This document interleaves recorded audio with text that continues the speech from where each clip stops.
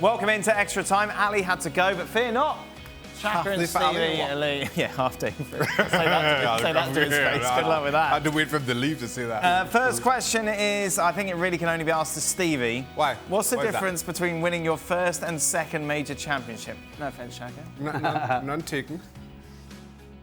Listen, the euphoria of winning your first, you kind of find it hard to take in. The second one is gratifying because it just shows the first one wasn't a fluke, it wasn't by chance. You know, you're able to consistently do it again. But the first one's the best one, yeah? The first one's, it's like, you know, when you're a kid, all you think about is, you know, you obviously dream of the cup finals, but, you know, as you get older, it's about championships. And so the first one is like, wow, I've actually done it. Is it kind of like your first and second kid? Sure, it's not a fluke. you could do it again. So Shaka, you've got 5. Where does that take us? Yeah. It wasn't a fluke. I was just trying to show that I could do it again. 5 times. Oh, dear. I'm not fluky, that's all I have to say. Jules, of course, you saw France win 2 World Cups. Which was the most exciting for you?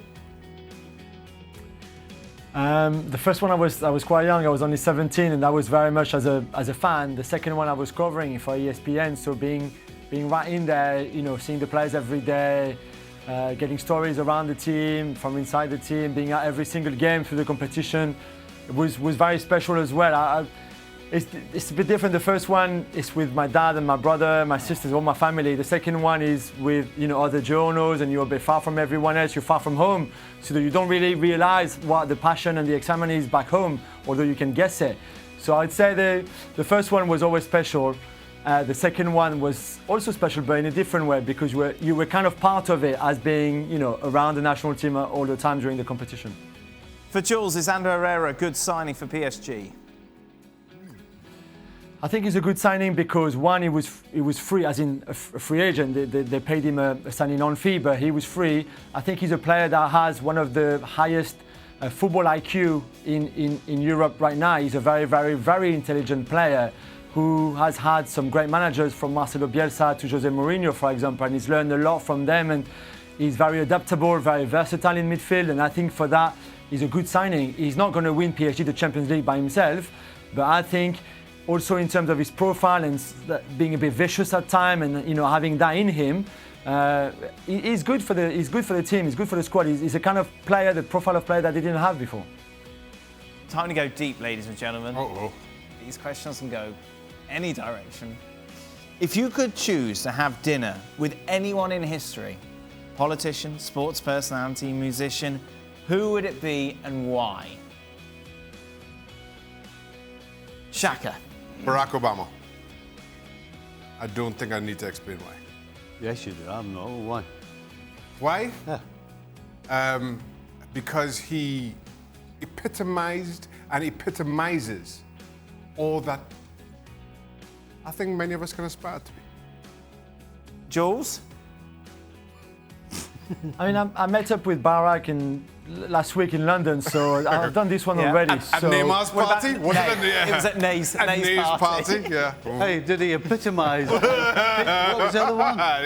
You carry on, Julien. Jules, who would you have? I would go for Abraham Lincoln. For obvious reasons as well. Yeah. No, Yeah. well, not to me. Obvious reasons. What? Just give him a history lesson. Well, there's been, how many presidents have there been? So what separates him from Shaka's mate, Barack? The epitome of epitomisers. Something like that. Epitomizes, I mean, a lot of things that Abraham Lincoln did are still very valid today. You know, his tenure as president was incredible, and it's more from when he, you know, was growing up and the poverty that he grew up with, living in the woods, to make it as the president of the United States and unifying the country, and, you know, everything he did, it was just fantastic. Right, Barack Obama, Abraham Lincoln, Steve Nicol. Dead easy. Rodney Dangerfield. He would fit in well with us too, wouldn't he? Rodney, I'll tell you what. Explain to people who maybe don't Why? know who. Well, see, when I go out, I like to go out and enjoy myself and have a giggle. Right. And Rodney Dangerfield is about as funny a person as you can get. Who was he, Stevie? He was a comedian. Right. Okay. You're saying that as if we should know. Oh, it's funny how you knew Barack Obama and Abraham Lincoln. You don't know Rodney Dangerfield, seriously. Look, enlighten us. Caddyshack, there you go. Right.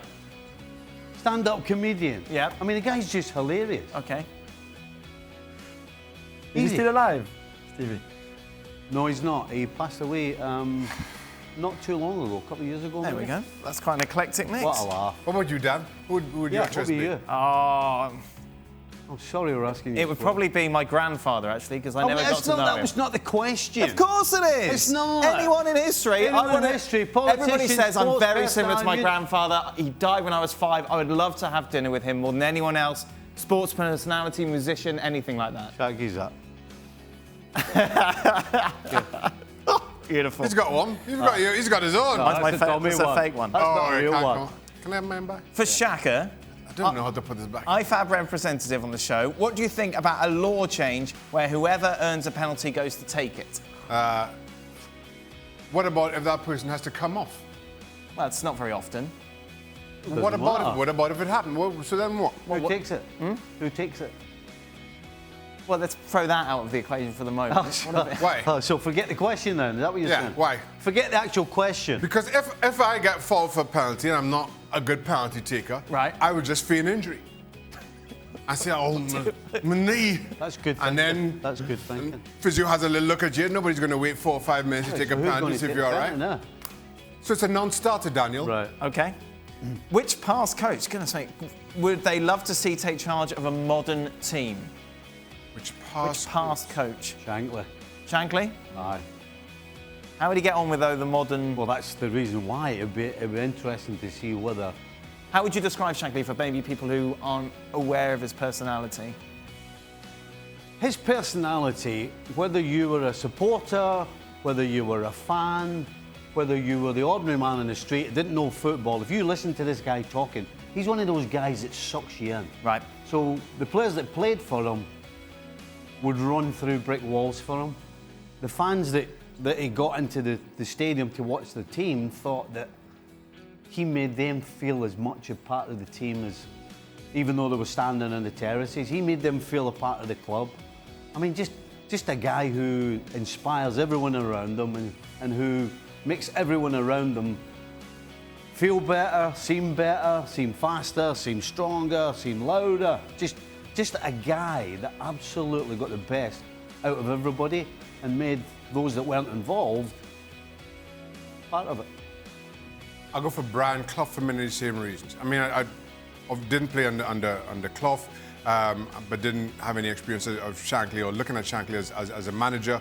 But Steve, speaking about Shankly, makes me think of Clough, typical old school manager. Would love to see how he'd get on today, players with their coloured boots and everything else. I'm not sure it'd go down so well. Jules? I would go for some Matt Busby, probably for similar profile in terms of qualities to Shankly and Clough as well. But you always wonder what those kind of managers would have done in the modern era with all the more money, but also the new technologies and everything. But also the sort of old school management style. I think it would have been very special. Gentlemen, thank you very much. What a mix up, what extra time was today. It was deep. It was deep at times and then shallow in others. Like when? We'll be back tomorrow. Brian McBride with us to give us his reaction to the Gold Cup.